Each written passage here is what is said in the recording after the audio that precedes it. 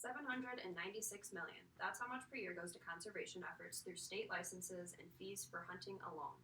That's just one of the ways that how hunters help animals and humans alike every day.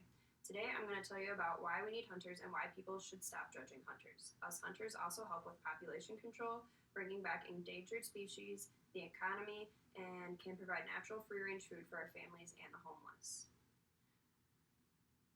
Let's begin by looking at all the ways that hunters help support conservation. Every year, hunters contribute more than $1 billion for conservation programs.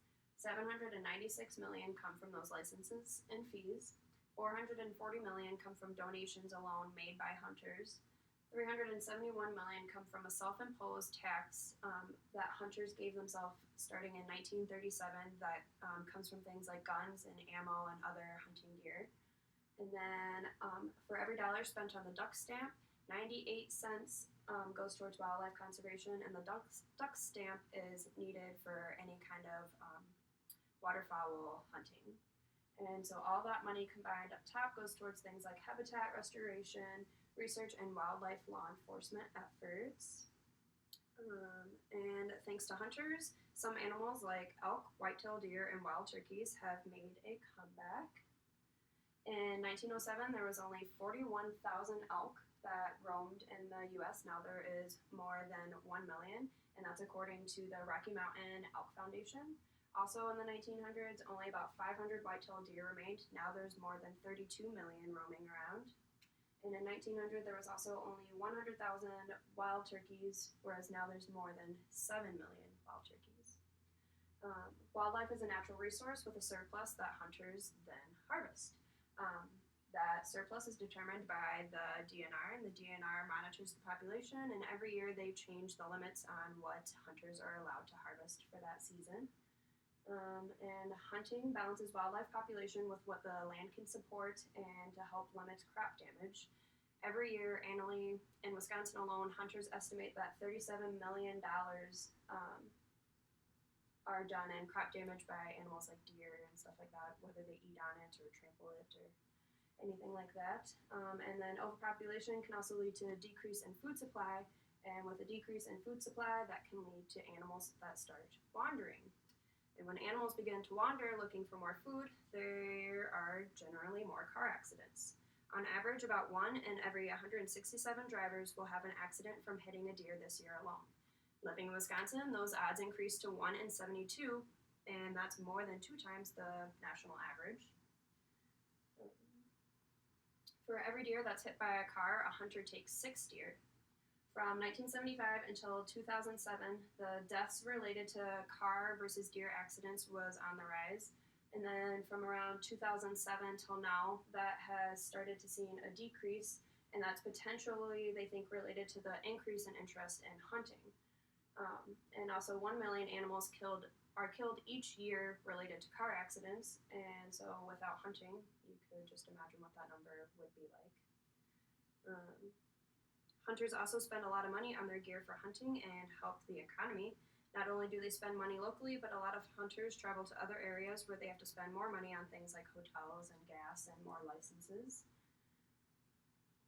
So hunters spend about $38 billion a year in retail spending, and that includes hunting gear, hotels, gas to travel wherever they're going, boats, clothes, trucks to haul their boats, all that good stuff.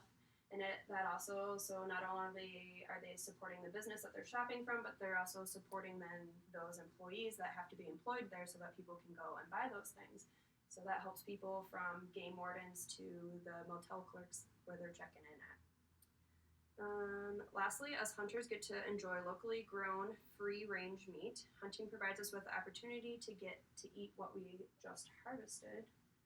And so those animals were truly free-range versus being cramped into farm factories where they were waiting for slaughter and probably not enjoying life, whereas beforehand with us going out and hunting them, they were out roaming and doing as they pleased.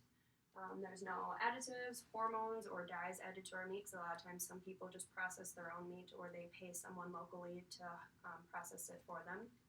There's also no styrofoam or cellophane wrapping, which can't be recycled. as like, so if you were to go buy your meat at a market at Walmart or any other place, it's usually in a styrofoam container with cellophane wrapping, which neither of those can be recycled. And then some states allow for you to donate your harvested meat if you, for whatever reason, don't want it. You can donate it to your local homeless shelter, and then those homeless shelters can either donate it to families, or if it's like a soup kitchen, they can cook it for a meal that night. So now, as you can understand, hunters are needed, hunters are good, and people need to stop judging hunters. So we need to stop judging hunters as we begin to see a decrease in hunters for the first time in decades. We help with conservation efforts, population control, and we have brought back many endangered species. We help the economy and can provide natural free-range food for our families and the homeless. And as the wise 26th President of the United States, Theodore Roosevelt, once said, "The excellent people who protest against all hunting and consider sportsmen as enemies of wildlife are ignorant of the fact that in reality, the genuine sportsman is by all odds the most important factor in keeping the larger and more valuable wild creatures from total extermination." And then that was my bibliography. Excellent. But stop.